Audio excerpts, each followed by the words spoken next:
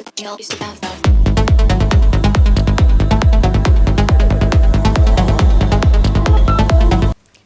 what is up and welcome back to my channel, or if you are new here, welcome to my channel. Today we are doing a little bit of a different video. I don't think I've done something like this before. I have bought a new pair of sneakers and I'm so excited. I haven't actually even tried them on yet, so this is sort of my first impressions, review, try on type of thing. I hope you enjoy. They look sick. Okay, so I guess the first thing I have to say about these is that they are secondhand, hence the price is a secondhand price. The quality is secondhand quality. However, looking at them, they're in super good quality for secondhand. And I did buy these through Depop. Depop is an amazing site where you can buy secondhand and thrifted items that people are selling on there. Okay, so this is the shoe here. Let me just put that in all its glory for you.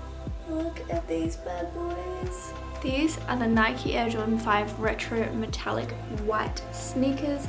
I don't actually have a pair of Jordan 5s yet. You know, my sneaker collection is not super big, but it will get there eventually.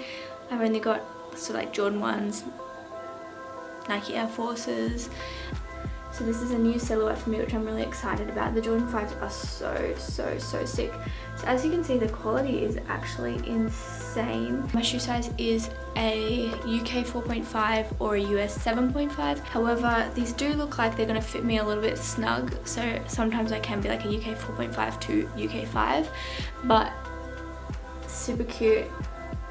And like, you know, honestly, the quality of these, the bottoms are not even that yellowed. I don't know, it's a bit hard to tell because of the lighting in here, but the bottoms are not sort of that yellowed for, you know, a vintage pair of sneakers. So I'm pretty stoked about that. And as you can see, even the wear on them, like usually you can tell when you look at the bottom of a sneaker if the wear on them is, you know, if they're super worn in or not. And you can see on these, it's pretty hard because of the lighting, but you can see on these that they are not super worn in, which is amazing for the age of the shoe. They are vintage, so you're not expecting a perfect shoe, but I mean, you know, if you look at the toe as well, this is always important if you're buying sneakers. You look at the toe. If you're super into your sneakers, you'll know that a creased toe is not it. And if you don't know what I'm talking about, these are my Nike Air Jordan 1s that I haven't taken great care of. They are pretty dirty. As you can see, you know, like the bottom of these compared to the bottom of the other ones, they're clearly worn, they're clearly dirty. And the top of the toe, as you'll be able to see here, is creased. So, you know, that's what you're looking out for when you're buying a vintage pair of sneakers, or, you know, a retro pair of used sneakers, is you're looking to make sure they're not too creased, they're not too dirty on the bottom, and they're not too worn on the bottom as well. So that is really important. And as you can see, there is a few signs of wear. There is a few signs of wear, you know, for example, like these little marks on them. Clearly they couldn't get those off, but I mean, that's a pretty minor thing compared to the overall quality of the shoe. Like, they're so white, not creased at all. Like, there is not a single crease in these. So good. So they are so cool. I absolutely love them. I love a sort of, you know, ankle height sneaker silhouette. I just feel like it tops off any streetwear look, and I think it's always important to look at the bottom of the shoe as well, because if you're wearing a pant that drops to about here, you need to know what the bottom of the shoe is going to look like poking out from the pant. So as you can see, this is a really cool, really cool silhouette. I love these. So I haven't done this before, but I tried to do a tiny bit of research just so that I could learn, first of all, a little bit more about the shoe and its history, and also, not only that, but also teach you a little bit about the shoe and its history, because, you know, I do want my channel to be a fashion and sneaker streetwear channel, so hopefully this helps with that. Something else I just noticed on the Depop listing as well, they've got that the colorway is metallic silver, white and black. The release date is 2015, so these are 5-year-old releases. The lowest ask on StockX, which is a reselling website, is £254, and for context, I got these for £40, so that is a £214 difference. I am pretty happy about that.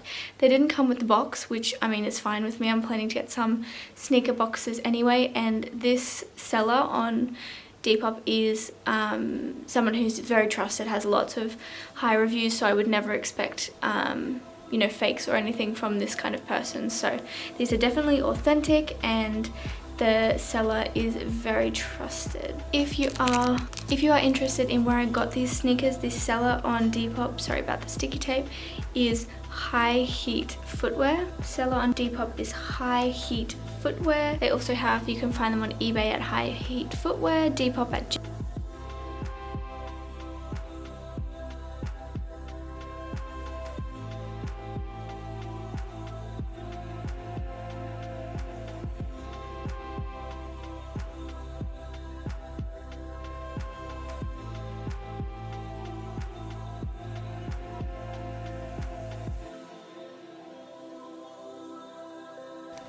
Okay, so some things that I learned that might be interesting to you as well. Obviously, Air Jordan 5 is the 5th edition of the Air Jordan shoe. And the first edition of the Jordan 5 came out in 1990. At this point, the Air Jordan line was very well established in the sneaker world, in the basketball world, so the shoes were already super popular. Everyone wanted them, so this was the 5th edition that came out, and of course people just wanted to snap it up straight away. The other thing was that at the time as well, obviously they're $100+. I'm not sure exactly of the conversion in pounds of what they were, but $100+, and at the time obviously that's not very attainable for a lot of people. There was only very limited releases of the shoes. Obviously with each new release of the Jordan shoe, they changed some design elements. So for this one, the design elements were inspired by a fighter plane type look. That was what the design was inspired by. So just reading some information here, and it says that the main design inspiration was the aggressive look of the iconic World War II era fighter planes, painted to look like a shark.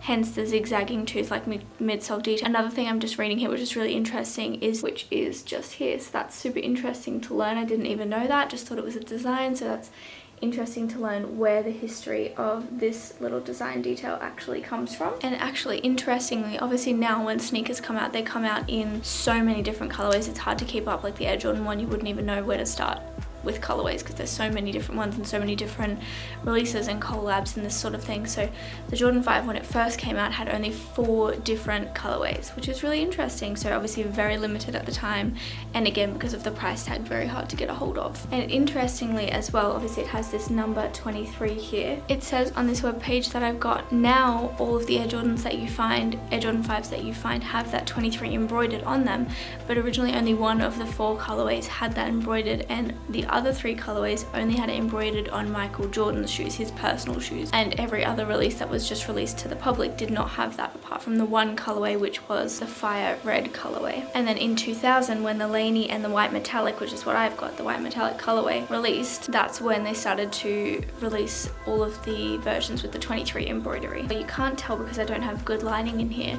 but this is actually the 3M reflective tongue as well, and they originally designed this so that when MJ was on the court and the light bulbs flashed every time he made a move, then his shoes would light up, which was a very sick design feature for the time, and it went on to become an extremely popular and signature feature of the Jordan 5. And originally only 2 of the 4 colorways had this, but obviously now all of them pretty much have it because it's very signature for the design. I'm also reading that the Jordan 5 sneaker introduced a clear rubber to the sneaker game, which is, as you can see on the bottom, that clear rubber detail, which as we know now is on a lot of shoes, but at the time it wasn't popular at all, and it was extremely crazy in 1990 to actually see the Jumpman logo through the rubber sole, which is super interesting. This is all stuff that I have never learnt before, and I hope you have never learnt before, because it's nice to learn about these things. Mine don't have this feature because they are vintage, but originally they also have the lace lock, which is basically a little lock that comes on the laces, and originally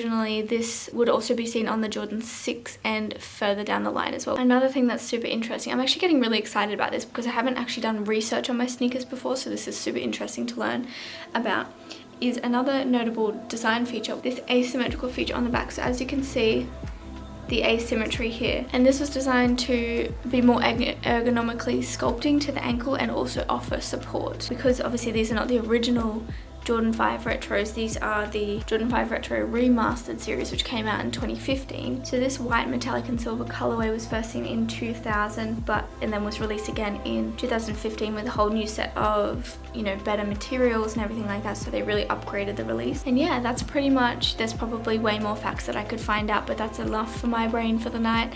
And obviously I'm very beginner to sneaker collecting and, you know, learning about sneakers, so I apologize if any of the information was wrong or anything like that, because I really haven't done proper research. That was just like one webpage that I checked. And if, for reference, if you want to check it, the webpage that I was looking at was sneakernews.com. So the article was the Jordan 101 reflecting on the Air Jordan 5. So if you wanted to have a look at that, that is where I got all of this information from. So yeah, as you can see, this is the sneaker here. And I'm just going to try them on now and see what I think. Sneakers.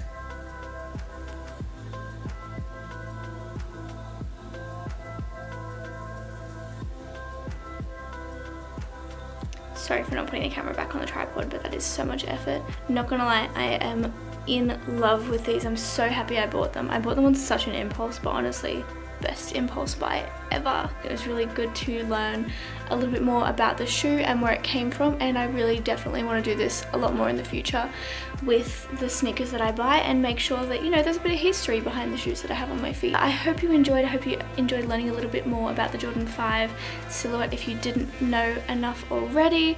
Obviously you might already be interested in that and know a lot more than me. Please check me if some of the facts aren't right. I did just read them literally straight off the internet. Retro sneakers and collecting streetwear styles. So if you did enjoy this video, please subscribe, please like the video, please comment if you want to as well, and I will see you in my next video. Bye!